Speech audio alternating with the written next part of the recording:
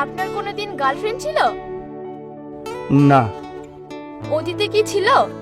না মানে অতীতে বর্তমানে কোনো কালেই ছিল না। কেন ছিল না? আমি কখনো কোনো প্রেম করিনি তাই। কেন কোনো প্রেম করেননি? আপনার কি কোনো শারীরিক সমস্যা আছে? আস্তে, আপনি এই ধরনের কোশ্চিন এত জোরে করছেন কেন? আশেপাশের মানুষজন শুনতে পাবে। মানুষজন শুনলে সমস্যা কোথায়? আর তাছাড়া আমাদের কথা কেউ শুনছে না, সবাই নিজ নিজ ব্যস্ত। তারপরেও আমি দেখতে পাচ্ছি তো কিছু মানুষ আমাদের দিকে তাকাচ্ছে। আপনি কি আমাকে দেখতে এসেছেন না আশেপাশের মানুষজনকে দেখতে এসেছেন? আমি আপনাকেই দেখতে এসেছি। তাহলে আমাকেই দেখুন। এখন বলেন, আপনার কি কোনো শারীরিক সমস্যা আছে কিনা? আমি সেটা কখনোই যাচাই করে দেখিনি, তবে আমার পুরো বিশ্বাস এই ধরনের কোনো সমস্যা আমার নেই। তাহলে আপনি কানে কানের কেন পড়েছেন? আরে এটা একটা ম্যাগনেট, এটা আপনাকে খুলে দেখাচ্ছি। না না, থাক থাক, দরকার নেই। আপনার শরীরে কি কোনো ট্যাটু আছে? একটাও নেই, আপনি চাইলে খুলে দেখাতে পারি। না না, খুলে দেখাতে হবে না। আচ্ছা, আপনার দাঁতগুলো তো কালো কেন? আপনি কি স্মোকিং করেন? না না, তেমনই স্মোকিং করি না। টেনশনের মধ্যে থাকলে মাঝে সাঝে একটা সিগারেট খাই। সে যাই হোক, আপনি ঘুমাতে যান কখন? 12টা একটা হয়ে যায়। তাহলে ঘুম থেকে ওঠেন কখন? নর্মালি 10টা ধরুন। আপনি ড্রিঙ্ক করেন? করি তো। ইয়ে মানে? না মানে আপনি কোন ড্রিঙ্কের কথা বলছেন?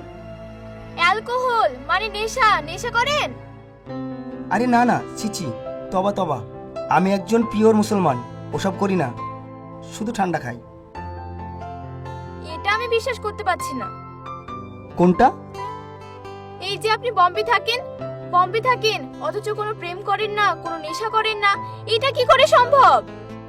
আরে বম্বে থাকি বলে কি এটা সম্ভব?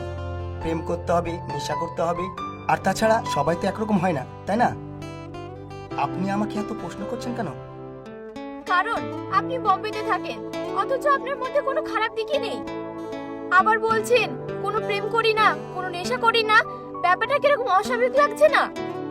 অস্বাভাবিক লাগছে না কারণ আমি কাউকে প্রেম করি না, কোনো খারাপ কাজে লিপ্ত থাকি না, কারণ আমার ছোটবেলা থেকেই পড়াশোনার উপর খুব নেশা, আর আমার সমস্ত ভালোবাসা গুছিয়ে রেখেছি আমার ওয়াইফের জন্য। শুনতে একটু উষ্ণ লাগলেও আমি এরকমই। বুঝলাম। তাহলে কি আপনি নাইট ক্লাবে যান? না। আপনার কি এসআইপি আছে? না। আদেও কি আপনি বম্বে থাকেন?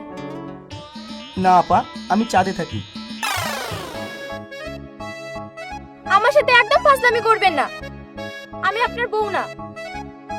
দেখেন, আমি সত্যিই বম্বেতে থাকি, আর যেখানে থাকি সব রকম প্রুফ আছে আমার কাছে।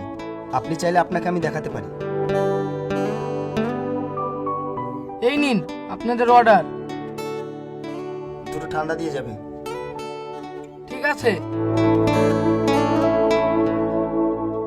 আপনি কি আগেই সব অর্ডার দিয়ে দিয়েছেন? জি। আমার কি পছন্দ না পছন্দ না জেনেই খাবার অর্ডার দিয়ে দিয়েছেন? মানে বিষয়টা নিজের পছন্দ অন্যজনের ঘাড়ে চাপিয়ে দেওয়ার মতো হলো না? না জেনে খাবার অর্ডার দেওয়ার বিষয়টা আমার ঠিক পছন্দ হলো না। না মানে আজকালকার মেয়েরা তো বেশিরভাগ এইরকমই খাবার পছন্দ করে, তাই আমি আগে থেকে অর্ডারটা দিয়ে দিয়েছিলাম। আপনি আপনার নিজের ভাওটা বাড়ানোর চেষ্টা করছেন। আপনার কাছে টাকা আছে সেটা আমাকে বোঝানোর চেষ্টা করছেন। আমি এখন উঠবো। কেন? কেন খাবেন না? আপনি খাবেন বলে কত আশা করে অর্ডার দিলাম। না, আমার খেতে ইচ্ছা করছে না, আপনিই খান। আমি তো এইসব খাবার খাই না। না জেনে অর্ডার দিয়েছেন তখন আপনাকেই খেতে হবে।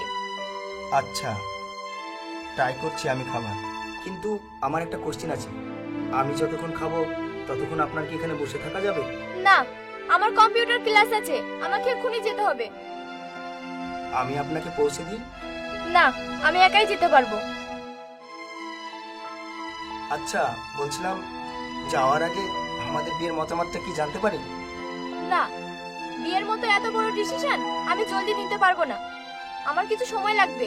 বাড়ি গিয়ে আপনাকে ফোন করছি। বাই। এত কঠিন কেন মেয়েটা? মা বলেছিল মেয়েটা নরম হবে। তবে যাই হোক, মেয়েটার সঙ্গে আমার জোয়ান জমবে।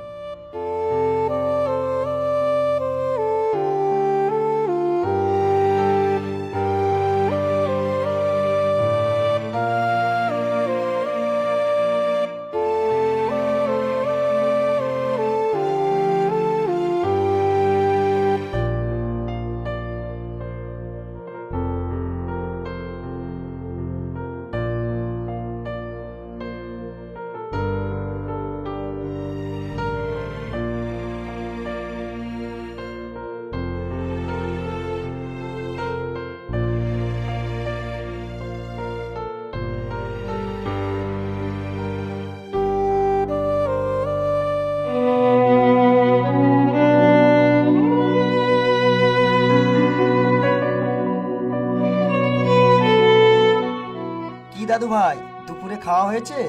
না না, আমি এখনো কিছু খাইনি। তাহলে চলুন আমার সঙ্গে, আজকে দুপুরে খাবারটা আমার সঙ্গেই খাবেন।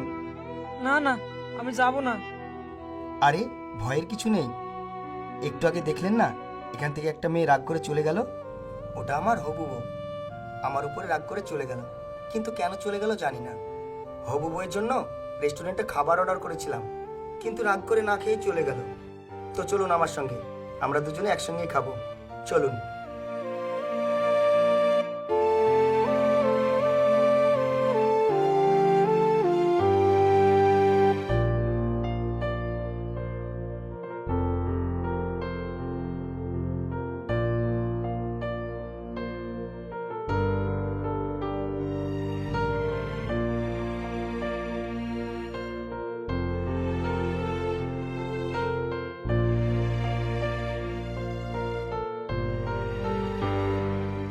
খাবার ভাল লাগছে? হুম।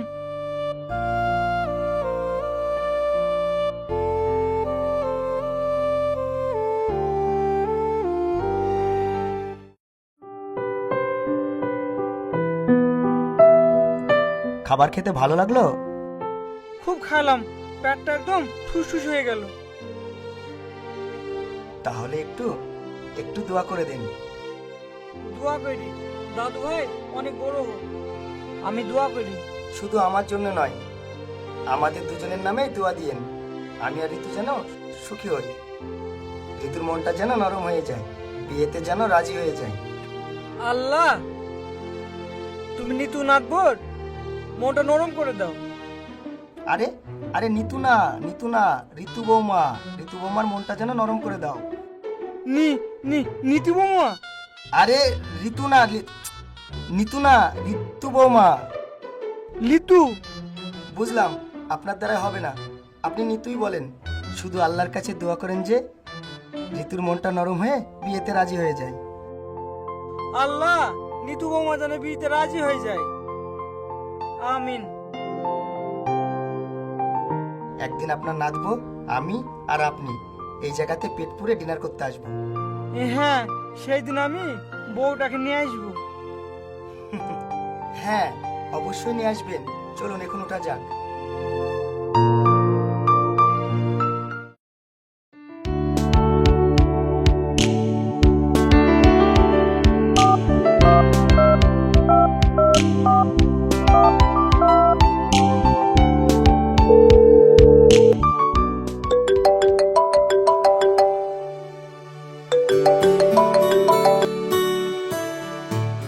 কি ব্যাপার, 2 ঘন্টা হলো নাম্বার নেওয়া, আর তার মধ্যেই ফোন করে ফেললেন?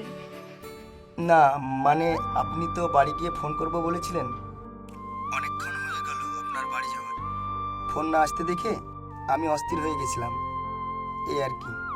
তাই ভাবলাম আমি ফোনটা করি, কিছু মনে করবেন না। এবার বলুন হ্যাঁ কি না।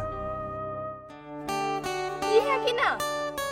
আপনি তো বললেন এত জলদি ডিসিশন নেবেন না, বাড়ি গিয়ে ফোন করে জানাবেন বিয়ে করবেন কিনা। একদিন কারোর সঙ্গে দেখা করে কি বোঝা যায় সেই মানুষটা কেমন? আরো কয়েকদিন দেখা করব, আরো অনেক কিছু জানার আছে, তারপরে আমি সিদ্ধান্ত নিব। আচ্ছা, তাহলে আমরা কালকেই দেখা করি। সম্ভব না, কাল আমার এক্সাম আছে। তাহলে এক্সামের পর? আচ্ছা, আপনিও তো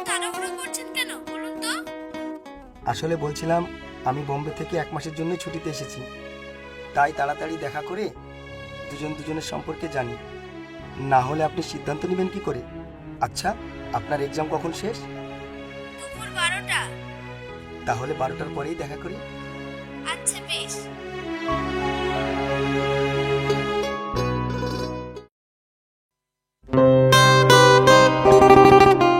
আপনার এক্সাম কেমন হলো? ভালো। ও, থ্যাঙ্কস। হঠাৎ থ্যাঙ্কস কেন? ওই যে কালকে আমি চলে আসার পরে একজন ভিক্ষুককে ডেকে নিয়ে এলে, আমাদের খাবারগুলো যত্ন সহকারে ওই ভিক্ষুকটাকে খাওয়ালেন, সেই জন্য থ্যাঙ্কস। এ কি, আপনি জানলেন কি করে? আপনি কি নোটিশ করেছেন আমাদের পাশের টেবিলে দুজন ছেলে আমাদেরকে নোটিশ করছিল?